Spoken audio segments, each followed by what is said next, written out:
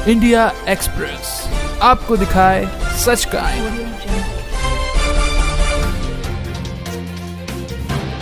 और अब सबको पता चल गया है, अब तो सबके सामने सच्चाई आ रही है कि बापूजी को कैसे षड्यंत्र करके जेल में रखा गया है। जोधपुर केस की घटना को देखिए, गुजरात केस की घटना को देखिए, किस तरह काल्पनिक कहानी बनाकर गुरुदेव को फंसाया गया है। उस लड़की ने बापूजी को फंसाया क्योंकि वो लड़की एक षड्यंत्र का हिस्सा बनी।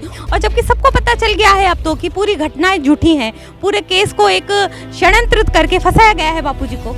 2 कोर्ट क्या, दुनिया के सारे कोर्ट मिलके भी अगर कह दें कि गुरुदेव दोषी हैं तो हम नहीं मानेंगे, क्योंकि हमारे बापूजी निर्दोष थे, निर्दोष हैं और निर्दोष रहेंगे। हम बापूजी को मानते थे और रहेंगे। संत श्री आशाराम जी बापूजी के आश्रम में कुछ देखा है तो भक्ति, ज्ञान, सदाचार, प्रेम, संयम और साधना की ही गंगा बहते हुए देखा है। हम सरकार से हाथ जोड़ के पुनः एक बार प्रार्थना करते हैं कि गुरुदेव को ससम्मान रिहा किया जाए। मेरा नाम रिंकू भाटिया है, मैं उदयपुर राजस्थान से आई हुई हूँ।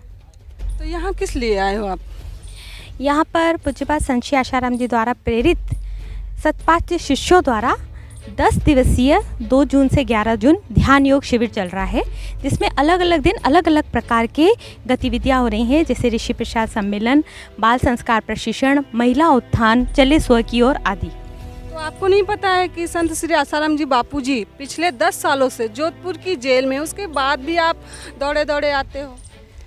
बापूजी चाहे जेल में हो चाहे व्यासपीठ पे हो, बापूजी बापूजी ही हैं।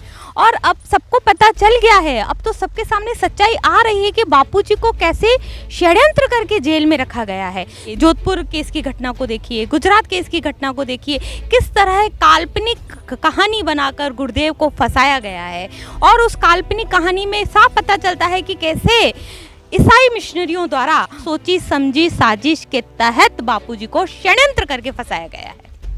2 कोर्ट ने बापूजी को आजीवन कारावास की सजा दे दी, उसके बाद भी बापूजी को आप मानते हो, उनकी पूजा करते हो? हमने कोर्ट से पूछकर बापूजी को नहीं माना है। 2 कोर्ट क्या, दुनिया के सारे कोर्ट मिलके भी अगर कह दें कि गुरुदेव दोषी हैं तो हम नहीं मानेंगे, क्योंकि गुरुदेव से हमें जो मिला है वो हमें पता है।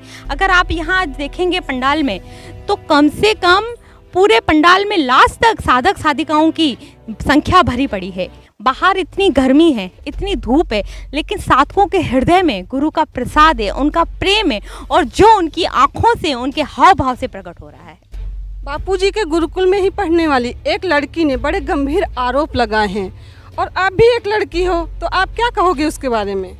देखिए, मैं खुद एक लड़की हूँ, इसलिए मैं बता देती हूँ कि यहाँ मेरी जैसी हजारों लाखों लड़कियाँ बापूजी के पास शिविर में आती हैं, और हमने बचपन से बापूजी से जो सीखा है वो हम कभी नहीं भुला सकते हैं। जो अनुभव हमें हुए, जो चीज़ हमें बापूजी से मिली है वह अद्वितीय है। उस लड़की ने बापूजी को फंसाया क्योंकि वो लड़की एक षड्यंत्र का हिस्सा बनी, उसको एक उसका माइंड वॉश किया गया और उस लड़की षड्यंत्रकर्ताओं के हाथ में आ गई और उसने बापूजी के ऊपर इल्ज़ाम लगाए हैं। और जबकि सबको पता चल गया है अब तो कि पूरी घटनाएं झूठी हैं, पूरे केस को एक षड्यंत्र करके फंसाया गया है बापूजी को।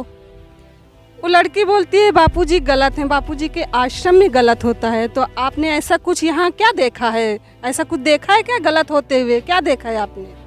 अगर मैंने विश्व वंदनीय संत श्री आशाराम जी बापूजी के आश्रम में कुछ देखा है तो भक्ति, ज्ञान, सदाचार, प्रेम, संयम और साधना की ही गंगा बहते हुए देखा है।